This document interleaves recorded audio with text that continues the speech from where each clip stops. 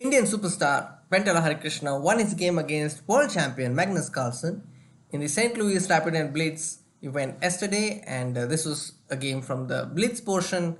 And here Harikrishna was playing white and Magnus was black. Let's get started. We will go through the game, and at some critical moments, I will be asking you some questions. We will go in the Blitz fashion because it's a Blitz game. You will get very less time to make your decisions, and sometimes I will also deliberately add some wrong moves just to make your decisions harder. Let's get started. Harikrishna played e4, c5, knight f3, d6. No, it's not a knight off. After c3, knight f6, bishop e2. Here's a bonus question. If you're black, would you like to take this pawn, or would you like to develop your knight or bishop? If you developed your pieces, that's okay because that's a correct move here. But if you take the pawn, you get -1 because white wins the piece with queen a4 check. So after bishop e2, bishop d7, that's what Magnus played. And here's your first question actually. As white, do you want to play castles? Do you want to play queen c2 or d3? If you've decided on castles, I'm sorry, that's not the right move because the pawn on e4 is hanging. Black can simply take the pawn because the check is no longer there because black has prevented it. So it's important that you defend your e4 pawn. So d3 or queen c2 are the correct moves. So in this position, Harikrishna played queen c2, and after bishop c6, here's your next question. Do you want to play knight g5 or do you want to play d3? If you have chosen knight g5, I'm sorry, that's not the right move because black can play h6, and then once you move your knight back, the pawn is lost. So after bishop c6, it's important that you play d3 to protect the pawn. And that's what happened in the game. And black played knight bd7, white castled, and then black played e6. And here's your next question. What do you want to do? In this position, I'm not going to give you options. If you've made a developing move, that's correct. If you're developing your bishop or knight, I think that's the correct move. So in this position, Harikrishna played knight bd2, and after rook c8, he went for a pawn break with d4. Now, here comes your next question. After c takes d4, do you want to take this pawn back with the c pawn or do you want to capture it with the knight? If you have captured with the c pawn, I'm sorry, that's a mistake because black can win a pawn with bishop takes e4. You can see that the rook is attacking the queen, the bishop is also attacking the queen. You cannot capture the bishop because the knight on f6 is supporting it. So that drops a pawn. That's the reason you have to take knight takes d4, and that's what Harikrishna had in his mind and that's what he played. And after bishop e7, again I'm going to give you some options. Do you want to play b3 or b4 to get this bishop out? Do you want to move this knight so that this bishop can go out?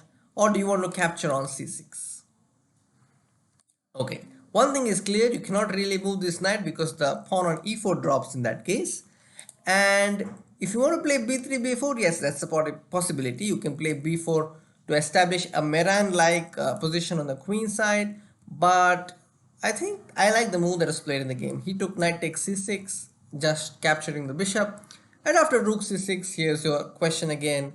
Do you want to play b3 to develop this bishop or do you want to move this knight to b3 to develop this bishop? Okay. In this position, it's important that you move this knight to develop the bishop because moving this b3 pawn would weaken the c3 pawn to an extent which we would not want. So it's an unnecessary weakness, a weak move which somehow takes away the protection of c3. It's not necessary. We can do that if it's the only way to develop this bishop, but in this position it's not necessary.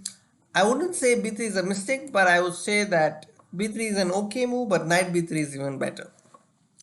So after knight b3 castles, what do you want to play? It's very clear. You want to develop the bishop. So bishop e3, and now Magnus played a6. Now it's very important that in chess, if you're able to connect your rooks before move 14, I think it's very good, and you can see that Harikrishna has done that already. You can see that the rooks are connected, they are watching each other. So what this really means is that you connect your rooks and you complete your development. So keep this in mind. Try to connect your rooks before move 14 if possible. And in this position, Harikrishna played rook a d1. There was no question here because it's obvious that you get your rook to center. The reason I did not ask a question here, because there are different ways to play. You can also play knight d4 in this position, so there are many good moves here.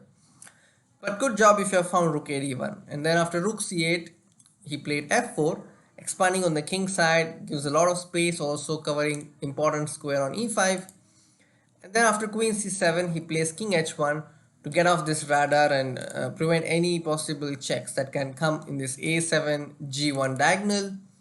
And after b5, again it's your choice. What do you want to play? I'm not going to give you options this time. Try to come up with options on your own. Okay, I'm not going to tell you what happened in the game. So Harikrishna decided to activate his queen because he felt that the queen is not doing much on the queen side. But in order to activate his queen, you can see that there is a bishop. So he put his bishop to d3 so that his queen could come to the king side, clearing the way for the queen. And after g6, he played queen e2. And after knight b6, here is your question again. What do you want to play? Do you want to play pawn to e5? Do you want to play pawn to f5? Or do you want to play something else?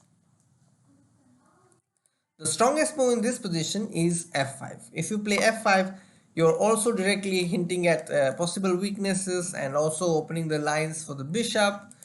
In this position, e5 is also a possibility. It's interesting. Another move that is possible in this position is knight d4 to get your knight to the king side.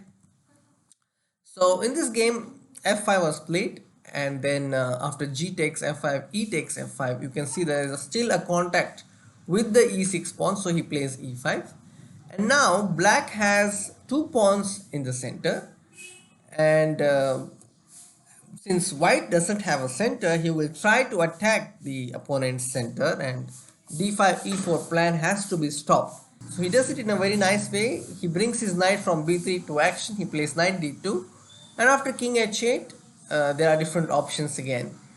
So here he plays knight e4 to exchange this knight because this f6 knight is doing a good job of defending, so he wants to eliminate one defender. But in this position, black still has this knight that could help this knight, so he plays knight b d5, and after knight f6, there is still a potential idea of d5 e4 expansion. How will you try and prevent it? In this position, he plays a very nice move. You can see that the king has moved to h8, so there is also a rook g8 idea possible for black. And after once the rook comes to g8, you cannot execute bishop g5. And so, at the right moment, Harikrishna plays bishop g5 because then he's also keeping an eye on the piece that is keeping an eye on the d5 square, you see. And then after d5, here's your question again. The question is very simple. How can you exert maximum pressure on the d5 pawn? If you have found bishop h4 or bishop c2, both are correct. So in a way, bishop h4 also hinting at e5 pawn in the future after bishop g3, and bishop c2 is intending to play bishop b3 so that you attack the d5 pawn again. So bishop c2 is a very nice move. I like it. And after rook c d8, he plays bishop b3. And here in this position, Harikrishna's opponent Magnus Carlsen played e4 and gave up the pawn. One important point to mention is that after bishop c2, d4, what would you like to do as white? Will you take c takes d4 or will you play something else? If you decided on something else, then maybe rook d3 or bishop b3 both are okay. But I think in this position even cd4 is possible because after queen takes c2, you have queen takes e5 attacking the unprotected piece, and also the f6 is hanging. So if you defend the e7 point, f6 falls. If you defend the f6 point, then the e7 falls. So it's not really possible to take this bishop on c2. Let's get back to the game. After rook c d8, you know what's the move. Bishop b3 attacking the pawn, and after e4, do you see a way to win the pawn? Okay, it's bishop takes f6, and after bishop takes f6, you win the pawn. On d5, he not only wins the d5 pawn but also the e4 pawn, and now white is 2 pawns up. Now this position, black has some compensation because it's opposite color bishop. White still has to deal with his back rank issues. After b4, he played queen takes a6. Remember, rook takes e4 is met by a check that picks the bishop, and then rook d8. which also wins the game, because then you're forced to give up the queen. So this is not really possible, and after king g7, after he supports the bishop, you know that the job of the queen on a6 is done, so he brings back the queen to d3. He is now 2 pawns up, and in this position after bishop f3, queen e1 is not a mate because we have queen f1. This is called support through the enemy, a very interesting chess theme. And then after queen takes c3, he slowly used his advantage, material advantage, to convert the game. Later, after some moves, he won the game. So I took you through some critical moments in the game that were very instructive, I felt, which also shows how if you rely on basic principles and make some decent moves, you can get a good position out of the opening, and then also have a good understanding of the strategic principles. Then you can also play middle game well, and then how you can also convert the end games. So again, it was a great game by Harikrishna, and as I had mentioned in my previous video, that it would be great if he wins more games, and he has done that. And we at chess.com are very happy to cover such wins. Thank you very much for watching. Please subscribe to the channel. I'll be back soon. Bye bye.